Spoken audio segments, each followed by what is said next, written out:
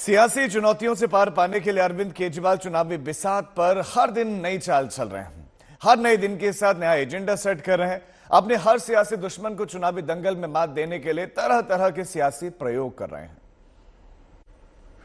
मात दे पाएंगे केजरीवाल? दांव पर दांव क्या उखड़ेंगे दुश्मनों के पांव?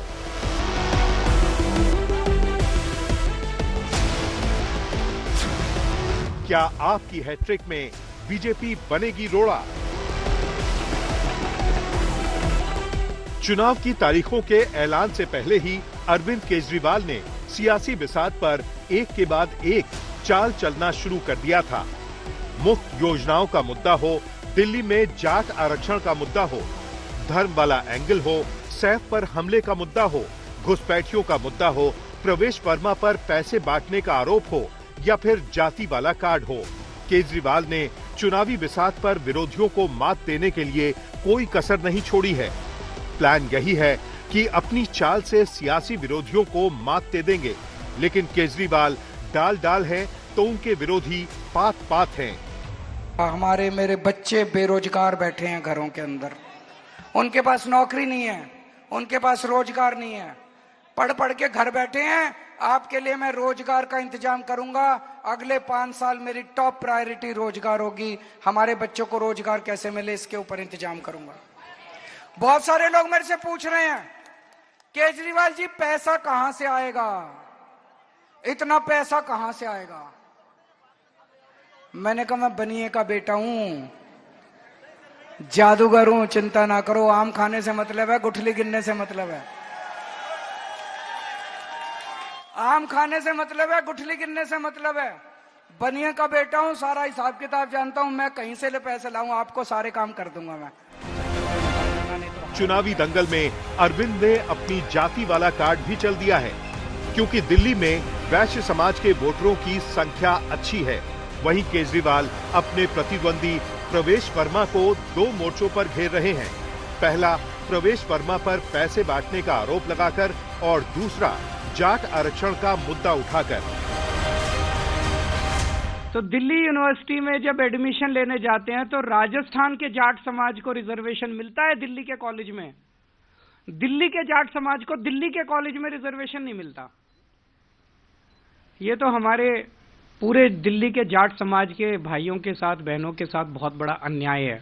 आज उसको जाटों की याद आ रही है, तो ये बात अच्छी तो है, मगर जाट लोग सारे समझ चुके हैं कि ये फर्जीवाल नहीं, केजरीवाल ये कितना ज्यादा झूठ बोलते हैं। प्रवेश वर्मा को चुनाव लड़ने से उसको डिबार किया जाना चाहिए। प्रवेश वर्मा के घर पे रेड मारी जानी चाहिए ताकि पता चले उसके घर में कितना पैसा है। अगर आदमी ने काम किया होता ना 11 साल, तो वो 69 में ही घूमता, इसमें नहीं घूमता। योगी आदित्यनाथ जी यूपी से चुनाव लड़ते हैं, वहां पे इतनी बड़ी उनका स्टेट है, क्या वो सब कुछ छोड़कर अपनी असेंबली में गली गली घूमते हैं क्या? अगर उन्होंने काम किए तो असेंबली वाले क्या बोलते हैं कि योगी साहब इधर मत आना महाराज जी, देश में घूम लो, आपने यहाँ सारे काम करा दिए, हम तो आपको वैसे ही जो है ना सामने वाले की जमानत जब्त कर देंगे, है ना? ऐसे ही होता है ना। दरअसल दिल्ली विधानसभा चुनाव में वोटिंग की तारीख जैसे जैसे करीब आ रही है, आम आदमी पार्टी और बीजेपी के नेताओं के बीच जुबानी जंग जबरदस्त है। दिल्ली में जन कल्याण की योजनाएं चल रही हैं, वह सारी योजनाएं भारतीय जनता पार्टी की सरकार बनने पर जारी रहेंगी। मोदी जी कहें स्पेसिफिकली कि केजरीवाल फ्री बिजली दे रहा है, हम भी फ्री बिजली जारी रखेंगे। केजरीवाल फ्री पानी दे रहा है, हम भी फ्री पानी जारी रखेंगे। सभी पार्टियों के चुनावी एजेंडा में खुद की जीत और विरोधी की हार की स्क्रिप्ट मौजूद है। करवा लें, सारी जांच करा लें, इतनी जांचें तो करा ली, और उनको केवल ये फर्जी जांच ही कराने। मेरे को गाली दिला लो इनसे, मेरी जांचें करा लो, और जांच करा लो, और जांच करा लो, बस जांच कराएंगे।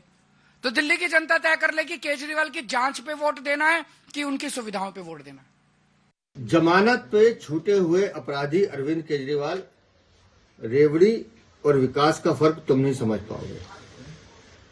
अरविंद बाबू, आप जब बोलते हैं तो ऐसा लगता है कि आप खैरात बांट रहे हैं, और हम जब बात करते हैं या माननीय प्रधानमंत्री बात करते हैं या हमारे माननीय राष्ट्रीय अध्यक्ष बात करते हैं तो हम संपूर्ण समाज को साथ लेकर समग्र विकास की बात करते हैं। अब देखना यही है कि दिल्ली के हाई वोल्टेज चुनाव में वोटिंग से पहले कितने टर्न और ट्विस्ट आना अभी बाकी है। आज तक ब्यूरो।